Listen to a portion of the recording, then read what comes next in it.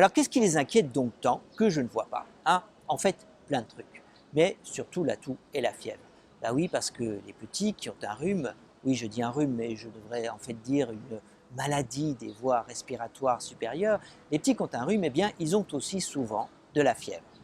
Contrairement à nous d'ailleurs les grands, parce que nous on a de la fièvre dans ces cas-là quand on se tape la bonne vieille grippe saisonnière.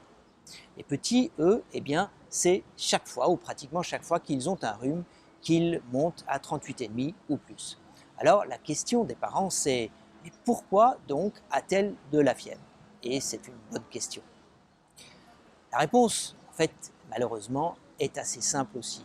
Bien, parce qu'il a un rhume, et vous en êtes sûr alors, docteur? Ben non. Ah ben c'est du propre.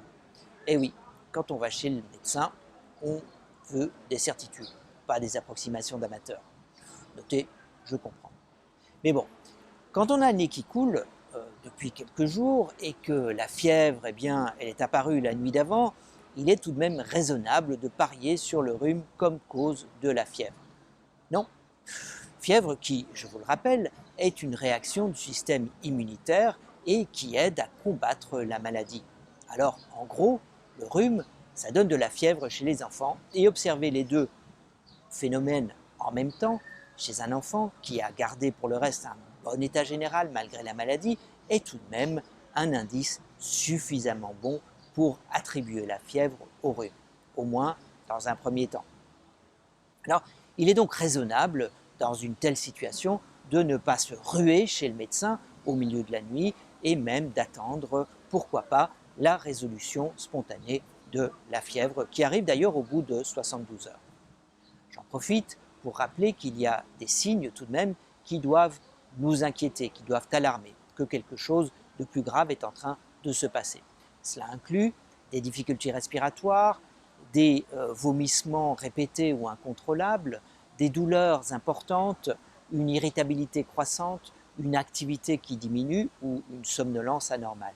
Comme ça, vous savez. Alors dans ces cas-là, il faut immédiatement consulter un médecin, voire même aller aux urgences pédiatriques. A l'inverse donc, si votre enfant joue, particulièrement après que vous avez fait baisser la fièvre, eh bien vous pouvez au moins être rassuré que rien de grave n'est imminent. Ben oui, comme la fièvre dure le plus souvent 72 heures ou moins en cas de rhume, lorsqu'une fièvre élevée, c'est-à-dire plus de 38,5, continue après cette période, il est raisonnable de consulter alors un médecin.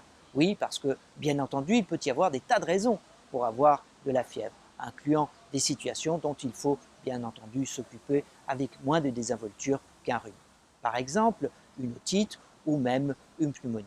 Pour les petites filles surtout aussi, il y a toujours la possibilité d'une infection urinaire, raison pour laquelle on proposera assez tôt un test d'urine si la petite fille a de la fièvre sans signe convaincant qu'une autre maladie peut expliquer la fièvre. De même, chez les tout petits de moins de 3 mois, on sera extrêmement prudent et vigilant de ne pas passer à côté d'une maladie plus sérieuse, même s'il y a un nez qui coule et qu'en effet, dans ces cas-là, eh bien, il s'agit le plus probablement tout de même d'un rhume qui explique la fièvre. Rappelons-nous que les plus petits nourrissons ne sont pas bien vaccinés et que leur système immunitaire est par ailleurs encore immature, ce qui fait qu'une maladie sérieuse peut non seulement passer inaperçue, au début en tout cas, mais aussi évoluer plus rapidement que chez les enfants plus âgés. C'est pourquoi les jeunes nourrissons font l'objet d'une attention particulière et qu'on recommande qu'ils consultent alors un médecin le jour même du début de la fièvre. Voilà pour la fièvre quand on a le nez qui coule.